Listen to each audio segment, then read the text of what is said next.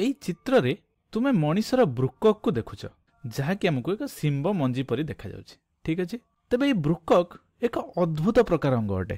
काहेकि कारण से माने जे कोनोसी समय रे तुम शरीर संपूर्ण रक्त स्रोतर प्राय 22% रक्त को धरी रखती।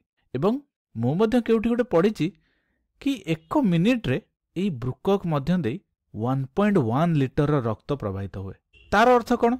जदि एक साधारण व्यक्तिर शरीर में 5 लिटर रक्त अच्छी ताहले 5 मिनिट मध्य सेमानक संपूर्ण रक्त ब्रुकक माध्यम प्रवाहित होता है। तेबे निश्चित भाव में आमको एक अद्भुत प्रकार लगुच। ताहले मु भाबुची आमे एबे किडनी बा ब्रुकक किपरि काम करे ता विषय टिके अधिक तदंत करिवा। तेबे एई ब्रुकक संपूर्ण अंश गुडी को आलोचना करिया पूर्व आमे एक सारांश आलोचना करिवा।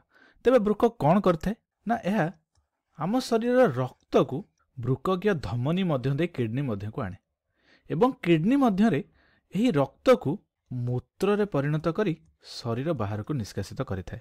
तेबे यह होछि एक सारांश। तेबे आमे काहेकि रक्त को किडनी मध्य को बा ब्रुकक मध्य को प्रवेश कला परे यह मूत्र रे परिणत होई शरीर बाहर को निष्कासित होछि?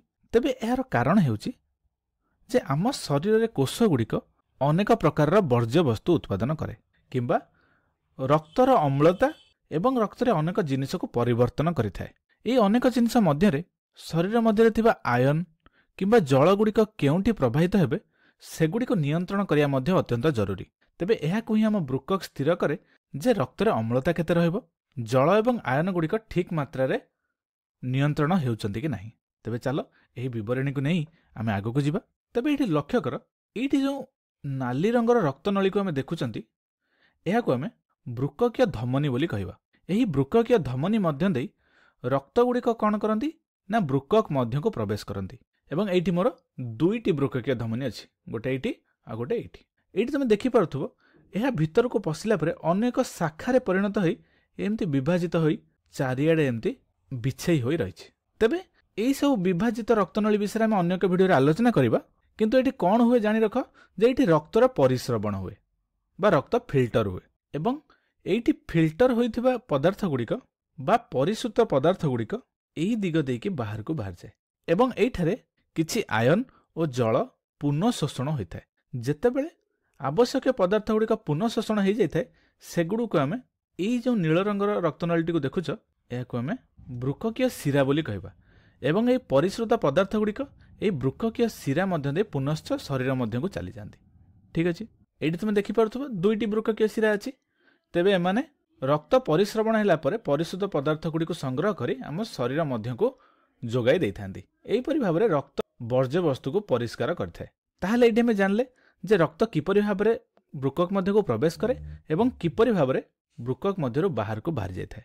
तेबे चलो आमे ए किडनी रो दुईटी मुख्य कार्य विषय रे आलोचना करिबा। एवं ब्रुकक एही दुईटी कार्य पई दायी। से दुईटी कार्य कोन? प्रथमटी हेउची जे परिश्रवण एवं द्वितीयटी हेउची संग्रह। ठीक अछि। एबे तेबे परिश्रवण किपरि हिताय एठी लक्ष्य कर जेतेबेले रक्त ब्रुककीय धमनी माध्यम देई ब्रुकक मध्य को प्रवेश करे सेठारे आमे रक्त को परिश्रवण करिथांती एवं जहा फलरे आम शरीर समस्त वर्ज्य वस्तु गुड़िक एवं ता सहित किछि गुरुत्वपूर्ण अणु गुड़िक जेपरि किछि आयन एमिनो अम्ल किंबा ग्लूकोज आदि परिश्रवण होई बाहर को बाहरी आसे एवं जहा किडनी मध्य बा ब्रुकक मध्य प्रवाहित हुए एवं सेमानक मध्य किछि वर्ज्य वस्तु एमिति मध्य अछंती जहा को आमे शरीर बाहर को वर्जन करिया पय चाहंती नाही एवं आउ किछि वर्ज्य वस्तु अछि जहा को आमे चाहंती जे आम शरीर बाहर को बाहरी जाउ बोली कारण से वर्ज्य वस्तु गुड़िक आम शरीर पय कोनोसी आवश्यक नुहे। तेबे एही कारणरू आमर ब्रुकक एही द्वितीय बा अत्यंत गुरुत्वपूर्ण कार्य जाकी संग्रह करथाय एवं एही दुईटी कार्य द्वारा आमर ब्रुकक रक्त ग्रहण करिबा एवं मूत्र उत्पादन करिबा को सहाय्य करथाय।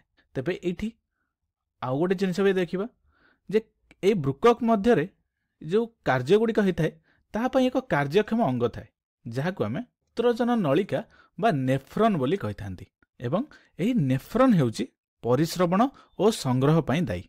तेबे परिश्रवण संग्रह और पुनःशोषण करिया पय एही मूत्रजन नलिका बा नेफ्रन किडनी रो दुईटी अंश रे थाए जहा कि तुमे एठी देखि परथबो ए जो अंशटी अछि किडनी रो बाहर क्षेत्र गुड़िक जहा को आमे कॉर्टेक्स बोली कहिथांती।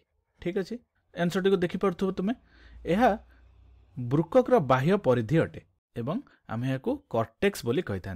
कर्टेक्स विषय तुम आगुरी शुणी जदि शुणी न ताले ठीक अच्छे खाली मन रख जे बाह्य अंश को आम कर्टेक्स बोली कही था।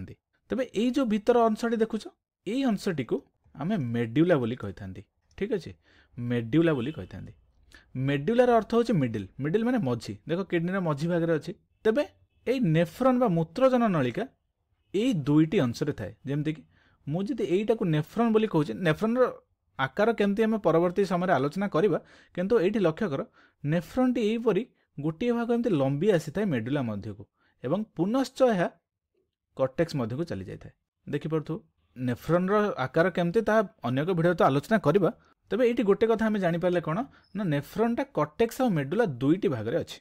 तेबे ये जो अंश देख नेफ्रन किछि भाग आसी मेडुला मध्य को प्रवेश करछि यही भागटी कौन करे ना जदि परिश्रवण प्रक्रिया रे किछि जरूरी जिनिस गुड़िक पलै आसी सेगुड़ी यह कौन करे ना पुनः शोषण करें जेपरिक किछि ग्लुकोज किछि एमिनो अम्ल यह आम शरीर पर नित्यंत आवश्यक तेणु सेगुड़िक यही अंशरे यही मेडुला अंशरे नेफ्रन द्वारा पुनः शोषण हो जाए एवं जो जिनिस गुड़िक जो वर्ज्यवस्तु गुड़िक आमर जरूरी नुहे सेगुड़ी मूत्र आकार में संग्रहित होगापी छाड़ी दे था एवं यही संग्रह प्रक्रिया ये तुम लक्ष्य कर ये जो अंशटी तुम लक्ष्य कर ये जो अंशटी ठीक अच्छे यही देख अनेक गुड़े अंश अच्छी एगुड़ी को आम कहती रिनाल कैलिक्स बोली कहती गोटे को रिनाल कैलिक्स कहती अधिक गुड़ी को रिनाल कैलिसेस बोली कहती किंतु यह मु लिखुनी कहीं आम जानवा किसी आवश्यक ना यह आम पाठ्यक्रम भितर ना तो आम खाली जानी रखा जे ये जो अंश गुड़िक अच्छी एमाने एठी जो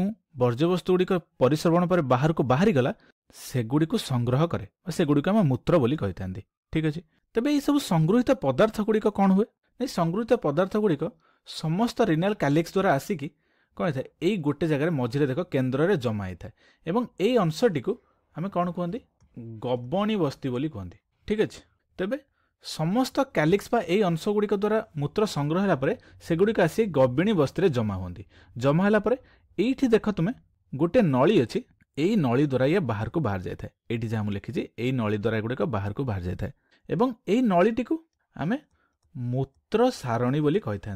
ठीक अच्छे तेबे मूत्र सारणी को मूत्र आसला एगुड़िक जाइकी मूत्राशय निकट में पहुंची थाए एवं से मूत्राशय मूत्र मूत्र मार्ग दे बाहर को आवश्यक स्थल निष्कासित हो जाए। तेबे आम जदि यही अंशटी को किडनी लक्ष्य करवा तेबे किडनी ए अंश देख तीनोटी भिन्न भिन्न अंश लगिक रही है कौन कौन ना देख ये ब्रुककीय धमनी आसिक ये संयुक्त होता है ब्रुककीय शिरा संयुक्त होता है एवं मूत्र सारणटी यही जगह संयुक्त होता है तेबे यही अंशटी को आम हाइलम बोली कही था। ठीक अच्छे तेबे यह हूँ किडनी गठन तेबे किडनी गठन तो आम पढ़ले कि तेबे किडनी कहीं एमती रक्त को संग्रह करुच्ची एवं ताहाकू परिश्रवण करी मूत्र आकार बाहर को निष्कासित करुच्ची तेबे यार कारण होउची हमर अंत परिवेशर संतुलन बजाय रखिबा। तेबे अंत परिवेशर संतुलन है किपरि भाव बजाय रखिथाए तेबे लक्ष्य कर जे यह आम शरीर रक्तचाप को नियंत्रण करे कारण जदि आम शरीर में लुणर परिमाण अधिक बढ़ी जाए ताहले तुम शुणिथिबो तेबे सही व्यक्तिर रक्तचाप उच्च हो जाए तेणु सेथिपई ब्रुकक कौन करे जे सठिक परिमाणर सोडियम और क्लोराइड आयन गुड़ी को आम शरीर बाहर को निष्कासित करिथाए एवं जहा फल से व्यक्ति को उच्च रक्तचाप हेब नाही। ता सहित यह एरिथ्रोपोएटिन नामक एक हार्मोन क्षरण करे जहाँकि लोहित रक्तकणिका तैयारी करिबारे सहाय्य करे। ता सहित यह आउ कौन करे ना आम शरीर पीएच को मध्य नियंत्रण करे जहाद्वारा आम शरीर में रक्तर एक आवश्यक पीएच रहिबा दरकार।